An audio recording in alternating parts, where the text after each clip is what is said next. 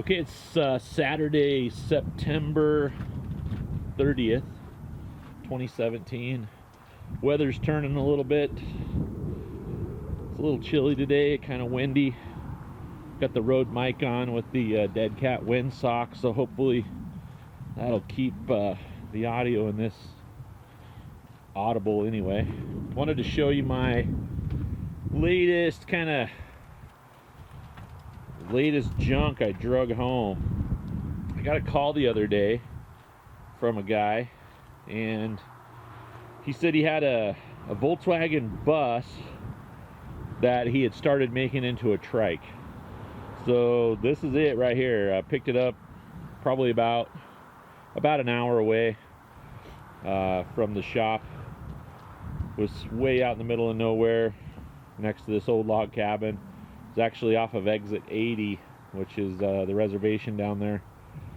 And when he picked this bus up, it was rolled over, pretty hammered, and he just started carving on it and started making a trike.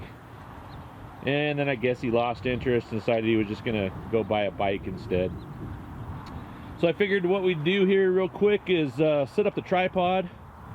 I'll go grab a few things that we're gonna need. This has been sitting for a couple years. He claims that it runs, which, I mean, I have no reason to think it doesn't. Everything's there. Looks like it should be pretty easy to get this thing fired up. So I'll run grab some fuel.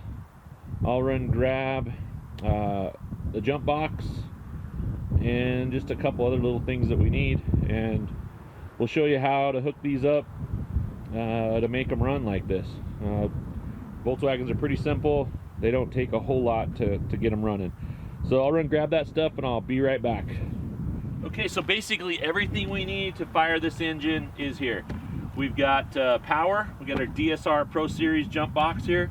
We're gonna hook that, the positive side here, up to the starter. Negative side, just ground it to the body. We've got fuel. We're gonna take this fuel line here that's coming off the engine. We're gonna dump it into this this gas can. We'll use this. This is a really handy little piece to have. I got this at the local paint store. Fill it with gasoline. You've got this nice detailed little spout on the end. You can go right into the vent there, fill the bowl of the carburetor. Works a lot better than trying to slop it in there with a water bottle or lid off of a paint can or something like you used to do in the past. And then I've got a jumper here. We'll jumper power over to the coil, and then we've got an ignition switch right here. So get this all hooked up, show you how we hooked it up, and then we'll fire this thing up. So like I said, on this, negative just goes to, I'm just putting it on this the nut on the top starter bolt. The positive here goes to the big nut on the solenoid. Then you've got these two spade connectors.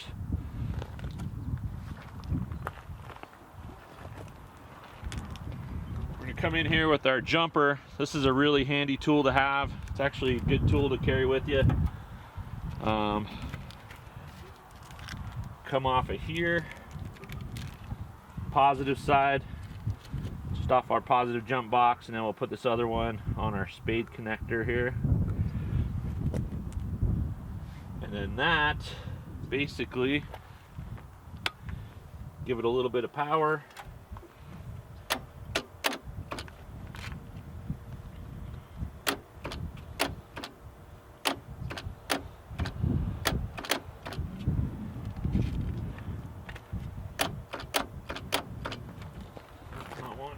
Not wanting to turn over.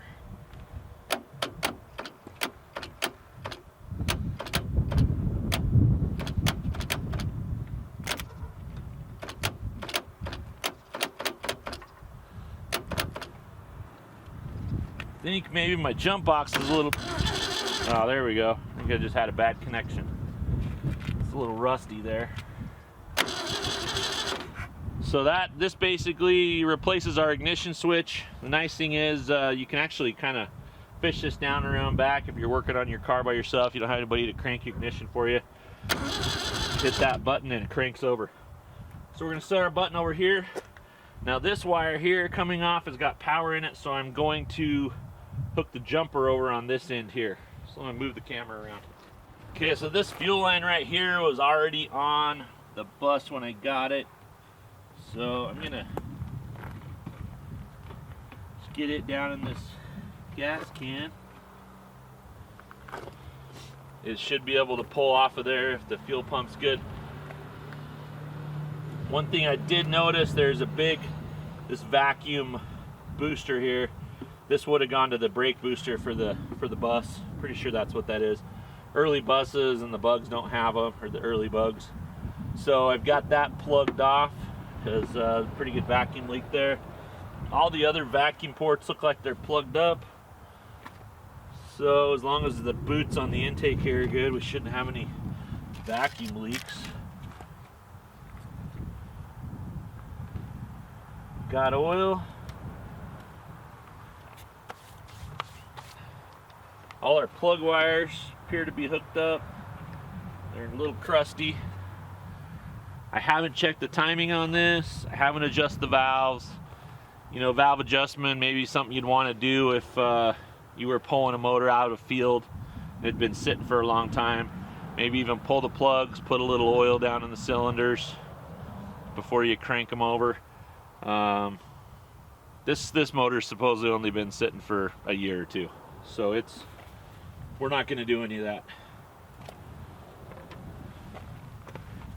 I'm going to grab my jumper lead here. We're going to come off of this positive wire here that's going to the starter, so it has power. Actually, I'll run it up and over.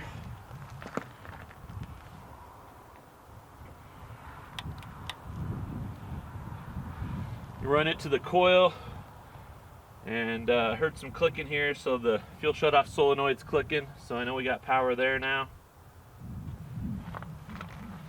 I'm gonna take my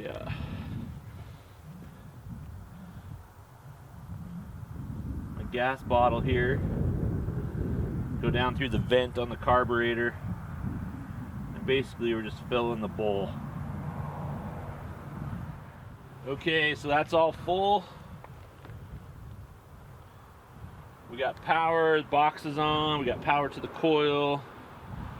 So, got our ignition switch here. Make sure this doesn't ground out over there. Let's try it out.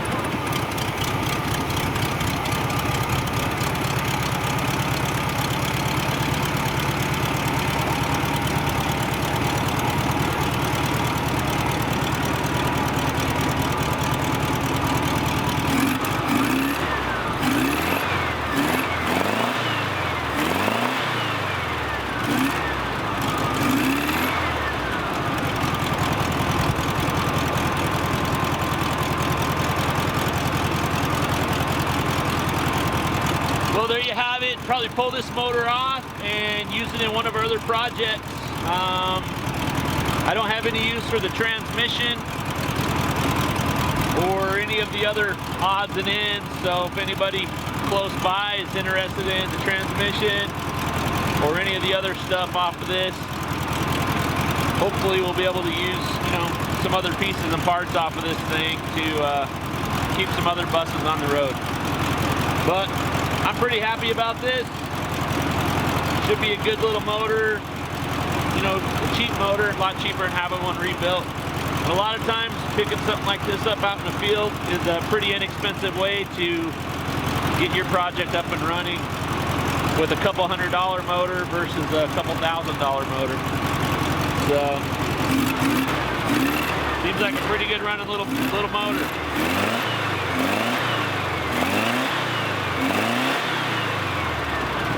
Thanks for watching, guys. Hit me up if you can use any of the other parts off of this thing. Have a good day. We'll see you guys later.